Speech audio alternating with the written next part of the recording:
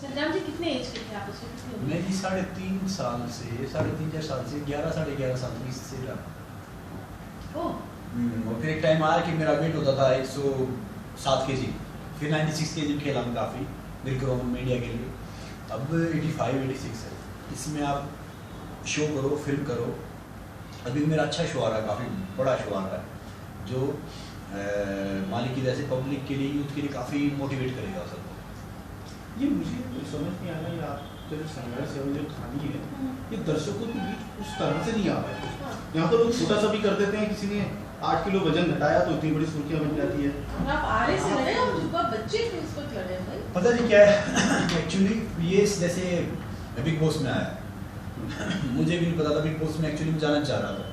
खलील मेरा एक दोस्त है भाई की तरह, खलील साहब काफ़ी बड़े आदमी थे, बिग बॉस ने वो ख़त्म कर दिया। वो बैठा रहता, वो डोली बंदा उससे चिल्लाती रहती, इतना बड़ा आदमी बेचारा चुपचाप ऐसे बैठा रहता। तो मैंने घर खरीदा एक छोटा सा मुंबई में, और उसका मुंबई में घर खरीदना EMI से कुछ ज़्यादा हो गया। अभी मैंने सोचा क्या जाओ यार, 50 लाख की EMI है, बिग बॉस का ऑफर आया, पहले भी ऑफर आता, फिर बोला हम आपको इतनी इतनी MG देंगे, इतना देंगे, तो मैंने सोचा ले लो, रिस्क ले लो यार। फिर पहुंचा, वो सलमान जी को इनको मैं जानता नहीं था पहले, मतलब वैसे जानता था कि सलमान खान, वैसे नहीं जानता था सुनो, नाम भी ऐसे ही सुना था कि कभी गाड़ी ठोक दी, कभी कुछ कर दिया ऐसे मैंने उनको बताया सुबह से, क्योंकि इसमें मोस्टली जो बात कहता हूँ सच बोलता हूँ, वो जो चीज़ सही बोलो, आप स्पष्ट करो, वो किसी को बुरी नहीं लगती। अब मैं कोई बड़ी बात करूँ ये सब है, तो मैं उसको बोला पहले दिन पहुँचे ऐसे सेंस ऑफ ह्यूमर उसका भी अच्छा, मैं मजाक करता था उससे। फिर देखा वो अच्छे इंसान है, मतलब बाय आर्ट बहुत अच्छे इंसान। अब सब के लिए अच्छे नहीं होते, सब के लिए बुरे नहीं होते, मगर एक ऑल ओवर देखा जाए वो हेल्पफुल इंसान है। मालिक करने वाला तो मालिक है, बाकी कोई नहीं, सब जरिया बनते हैं, बाकी वो अच्छे हैं। फिर बिग बॉस में गया तो मुझे समझ में नहीं आया 5-7 दिन हो क्या रहा है, कोई इधर आईबाजी ने ऑस्ट्रेलिया, आईबाजी ने अमेरिका में, चुपचाप बैठा सुनता रहता। कोई झगड़ा कर रहा है, कोई कैमरे के सामने कुछ कर रहा है, कोई कुछ कर रहा है, तो मैं ही सोचेगा था 2-3 सप्ताह रह जाऊँगा, ठीक है, वो सारे ऐसे ही नॉर्मली मजाक करते थे। फिर मैंने देखा 2-3 सप्ताह बाद जो वो थे, घर तो कैमरा है, कैमरे में ही रहना 24 घंटे में से जो आपके मतलब ख़राब 45 मिनट पब्लिक को दिखते हैं कि आपने क्या ख़राब किया उसमें, तो उसमें समझ में नहीं आता था। मैं अपने योगा करता, एक्सरसाइज करता, बैठा रहता निकर बनियान में ऐसे नॉर्मली देखता रहता, उनकी बात सुनता रहता, समझ में नहीं आता क्या बोल क्या रहे हैं, क्या कर रहे हैं, ठीक है। 2-3 सप्ताह बाद समझ में आने लगा कि ये चीज़ है, ये गेम है, ये सब ये कर रहे हैं, ये सब वो कर रहे हैं। फिर जो मुझे सही लगा सही, और मैं बोला नहीं स्टार्टिंग 5 सप्ताह क्योंकि मैंने कहा यार वो घर के पैसे वो निकल जाएंगे, मैं बोलूँगा नॉमिनेट करेंगे बाद में फैक्ट बताऊँ, ये है टिके रहने का असली मंत्र। नहीं इसमें आपको फैक्ट बताऊँ, स्टार्टिंग में पहुँचा, सलमान जी मिले, तो सलमान जी बोले संग्राम उसकी बैठ 1 लाख रुपए की है, तो मैं हैरान पड़ गया कि बैठ 1 लाख रुपए की आपकी, मुझे पता नहीं एक्चुअली, हम तो 200-300 रुपये बांधते, पहले तो ऐसे ही बांधते थे। तो उसमें सोचता रहा, फिर मैंने कहा वैसा भी 1 लाख रुपए में गाय आएंगी, भैंसा की दूध में बैठ की जरूरत ही नहीं है तो फिर सादा बांध देते मुझे। तो फिर उस दिन से ऐसी क्यों नहीं बोली उनसे, सलमान जी ने भी काफ़ी किया, क्योंकि सलमान जी को फायदा था, मैं गाँव का आदमी था, बिग ह्यूमन, मुझे फायदा था कि सुपरस्टार था।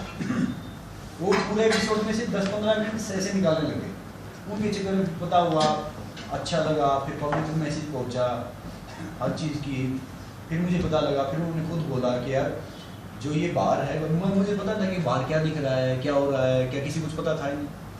फिर उन्होंने बताया कि आउट ऑफ द वे जाके कि अगर तुम इसको कुछ कहोगे तो तुम बारगन पूरे करोगे, और ये सब अपने हाथ में है कि आप कहीं भी जा रहे हो, कैसे रह रहे हो, क्या कर रहे हो। अभी मैं नचबली में गया, मैं मना कर रहा था लेकिन मैंने कभी बारात में डांस नहीं किया, वो नचबली डांस का इतना बड़ा शो, तो चैनल वाले ये बोले नहीं ये सब कर रहे हैं।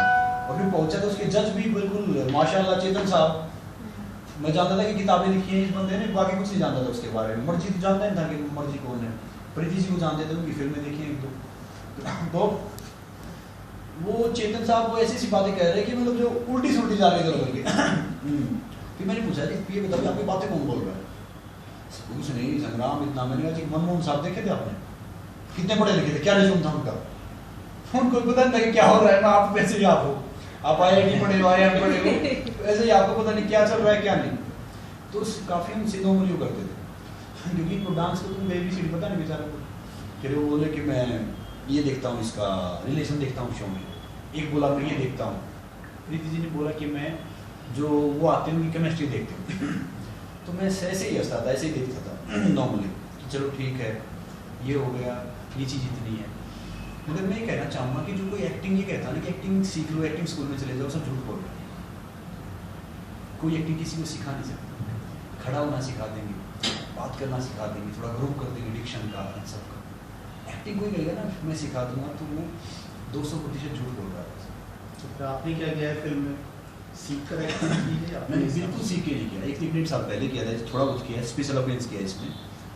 अब मैं कर रहा हूँ तो बेहतर कर रहा हूँ, क्योंकि मैंने अपनी ज़िंदगी में देखा कि मई जून में कितनी गर्मी है। वो टाइम था कि मैं 20 किलोमीटर पैदल जाता था, बस अकेला नहीं होता था, नंगे पैर जाता था। तो सारे एक्सप्रेशन हम देख के आए। अब जिसको ये नहीं पता कि इसी के बाहर मतलब गर्मी क्या है, सर्दी क्या है, उनको एक्सप्रेशन सीखने की वाकई ज़रूरत है। अच्छा है, इस फिल्म का मुझे पता नहीं कि क्या डायरेक्टर ने बोला, इन्होंने बोला, मैं देखता रहा, करता रहा, ज़्यादा है नहीं, छोटा ही है इसमें। तो मैंने देखा, मगर जो ओम पुरी जी थे, रजत कपूर जी थे, वो वाकई मतलब एक क्लास के एक्टर हैं। जिमी शेट्टी जी अच्छे एक्टर हैं, मगर उनकी तुलना में काफ़ी मतलब उनकी तुलना में मुझे वो काफ़ी लो लगे। एक्टर वो भी ज़बरदस्त है, मगर जो ओम पुरी जी को देखो एक्टिंग करते हुए, ऐसे मतलब यहाँ से बोलते थे कि तीन दूर सुन लो, बाकी सब नॉर्मली बोलते थे। तो फिर मैं लगा हाँ यार इन्होंने मतलब कितनी मेहनत की है। अगर इंसान मेहनत करे तो हर चीज़ में परफेक्ट हो सकता है, बस आत्मविश्वास होना चाहिए। अब मैं खड़ा होते हैं कि मैं अवार्ड फंक्शन में चला गया तो बच्चन साहब बैठे थे, सलमान जी बैठे, सब बैठे थे। मैंने कहा जी मैं बचपन में एक सपना देखता था, मैंने कहा आप सब बैठे, मैं बोल रहा हूँ, सब सुन रहे हो। तो ऐसे ही नॉर्मली बात करते हैं, बस विश्वास रखो वैसे जितनी हम मेहनत कर रहे हैं सामने वाला उतनी कर रहा है। और आदमी के शरीर में है क्या, 70% पानी है। किस चीज़ का हम इतना घमंड करते हैं, किस चीज़ का इतना करते हैं, धूपछाँव की तरह सबको वही जानना है। आपकी ज़िंदगी में आना सफल तब है जब आप 50 से 100 बच्चों का जरिया बनो उनके फ्यूचर का, भविष्य का। मैंने कैंपेनिंग चला रखी है, कोशिश की, मैंने एक स्कूल अडोप्ट किया है मैंने महाराष्ट्र के उधर, क्योंकि मैं शूटिंग करने चला गया। मैंने देखा कि 20-25 बच्चे थे स्कूल में, उनका यूनिफॉर्म ऐसा था, उनका जो एक इससे छोटा कमरा उसमें बच्चे 25, जो ब्लैक बोर्ड होता है सब ऐसे ही थे। मैंने कहा क्या है इनका, तो बोला कि मैंने कहा देखो करने वाला तो मालिक है, मैं तो बड़ा नॉर्मल हूँ, इनकी एजुकेशन का, उनकी यूनिफॉर्म का तो वो बर्डन में करूँगा मतलब कोशिश करूँगा। और आपको भी मैं बता रहा हूँ, ऑफ रिकॉर्ड बता रहा हूँ, कोई बच्चा पढ़ना चाहता हो, एक्चुअली जेन्युइन हो, फाइनेंशियली का, तो बताना, मैं भी सौभाग्य होगा। या कोई आप कैंपेनिंग चला रहे हो तो मुझे बताना, उसमें मैं अपना अच्छा करने की कोशिश करूँगा। तो ये ज़िंदगी है, और ये टीवी और फिल्म का कि मैं सहारा ले रहा हूँ वैसे अच्छा काम करने के। ये नहीं कि ये सब अच्छा, हाँ मैं अच्छी फिल्में करूँगा, अभी सोलो फिल्म करने जा रहा हूँ, अच्छी करने जा रहा हूँ, रियलिटी शो कर रहा हूँ, 1-2 शो लेके आ रहा हूँ, फिर फाइट भी कर रहा हूँ। फाइट 2.5 साल बाद करने जा रहा हूँ, 3 साल बाद। वो जो आपने डेथ कॉन्ट्रैक्ट साइन किया उसके बारे में बताइए। क्योंकि पहले करता था मैं एमेच्योर रेसलिंग, अब कर रहा हूँ मैं professional wrestling. Sorry, professional wrestling में रेसलिंग 2-3 तरीके की होती है। कि रेसलिंग होती है लाइव, 20,000-30,000 पब्लिक रहेगी साउथ अफ्रीका में, उसमें लास्ट मैन स्टैंडिंग फाइट कर रहा हूँ मैं। उसके एक सेकंड आप मुझे बताइए, जब आप 11 साल के थे तब तक बीमार थे, कैसे अंदर इतना आपने एनर्जी और ये पैदा किया, ये बताइए आप मुझे। उसके बाद रेसलर बनना अपने आप में हेल्दी आदमी के लिए बड़ी बात है, और आप कह रहे हैं इस बीमारी से जूझ रहे हैं। एक फिजिकल डिसेबल इंसान को खड़ा होने के लिए ट्रिपल मेहनत करनी पड़ती है। ये आप बताइए कैसे किया? जब मैं बीमार था, मुझे आज भी याद है कि जो कुछ हूँ मैं मेरी माँ की से हूँ मैं यहाँ पे, वो मुझे आज भी याद है। कभी इस डॉक्टर के लेके जा रहे हैं, कभी यहाँ लेके जा रहे हैं, और एक नॉर्मल फैमिली, साधारण फैमिली, आप जानते हो कि बड़ी मुश्किल से उनकी रोजी रोटी चलती है, सब ये करते हैं। फिर जब सब डॉक्टर ने बोला, कभी देसी वैद्य, कभी ये वैद्य, कभी दूसरा, कभी कहीं, फिर सब ने बोला कि बीमारी डेस्क के साथ खत्म होगी।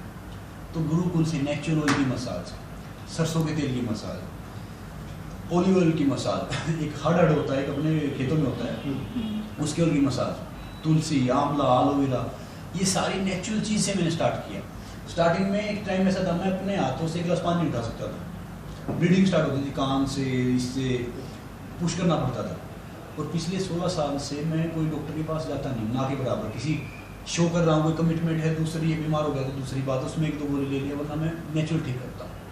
तो उसमें पुश करने के लिए 3 साल लगे, हर रोज़ अपने आप को पुश करना, खड़ा होना, वो करना।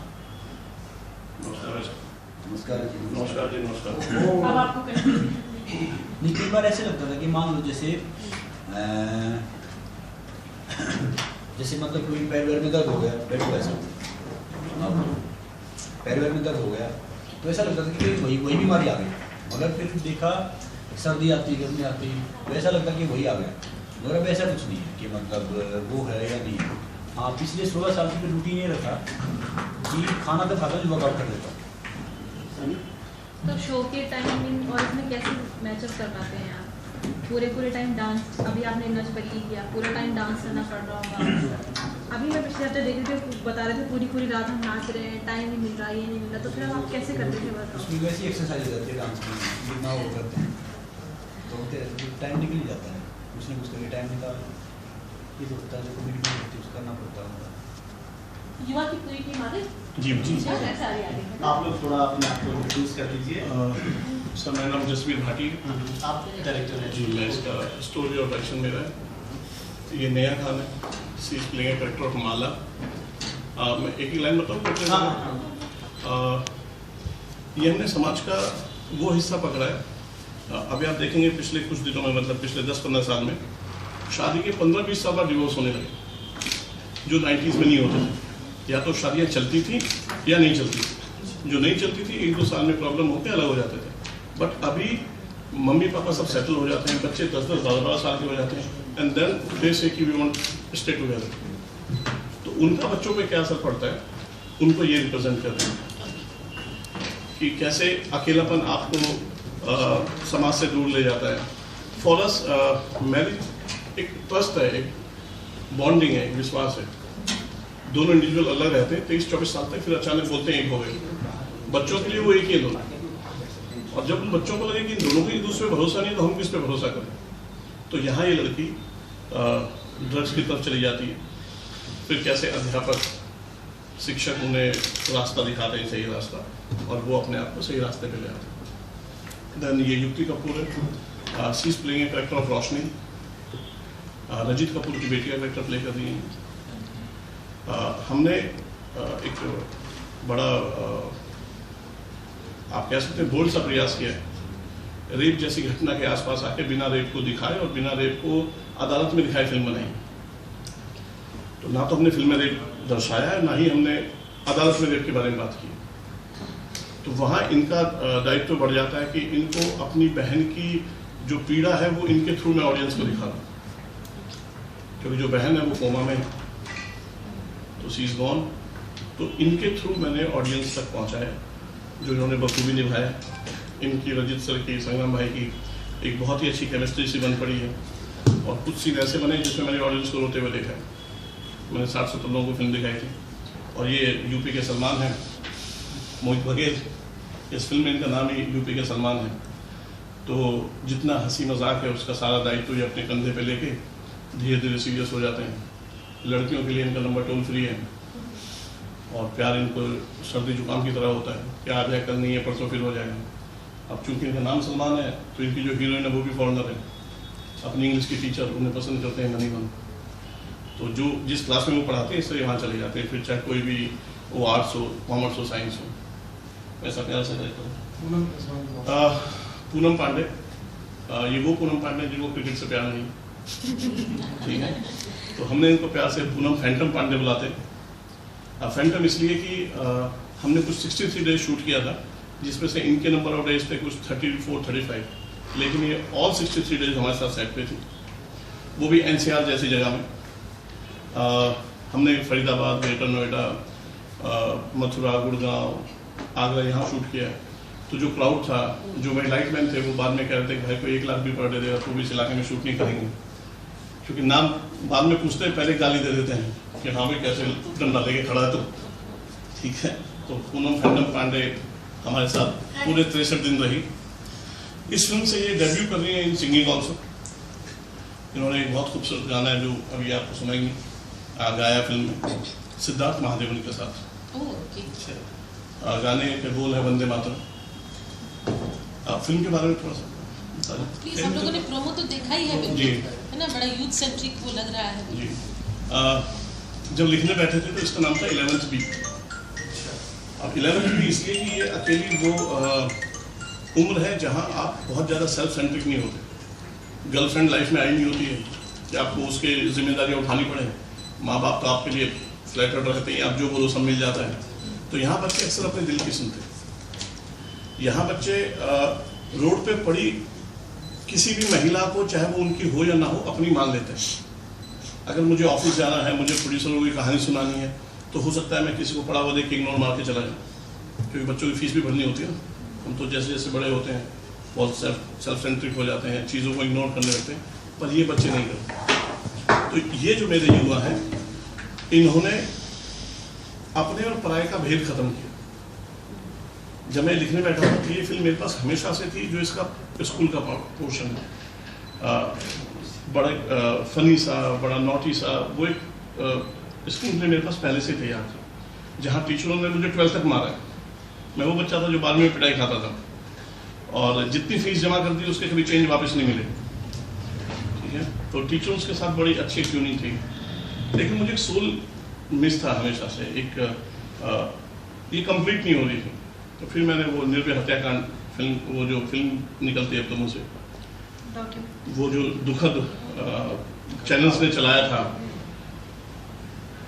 सबको रेपिस्ट से सबको प्रॉब्लम थी, मुझे भी बहुत क्रोध था, गुस्सा था, लेकिन मुझे पर्सनली उन लोगों पे ज़्यादा गुस्सा था जो उस लड़की को 1.5 घंटे तक वहाँ जिन्होंने तड़पने दिया। एक लड़का हेल्प मांग रहा है, कोई उसके पास नहीं है, तो मेरे लिए वो लोग भी उतने जिम्मेदार थे। तो यहाँ से मैंने फिल्म को सिर्फ उठाया है, निर्भया से हमारा कोई लेना देना नहीं है। वहाँ से हमने उठा के उस औरत को इज्जत दिलाने की कोशिश की है, उसे इंसाफ दिलाने की लड़ाई लड़ी है, जिसमें सारा स्कूल, सारे अध्यापक, इनिशियली माँ बाप कहते हैं कि 12th के बोर्ड अगले साल एग्ज़ाम दोगे कि पढ़ोगे कि कोर्ट कचहरी में जाओगे, 4-5 साल लगते हैं, you will be nowhere. तो कहते हैं ठीक है, फिर हम वेट करते हैं जब कोई हमारी माँ बहन का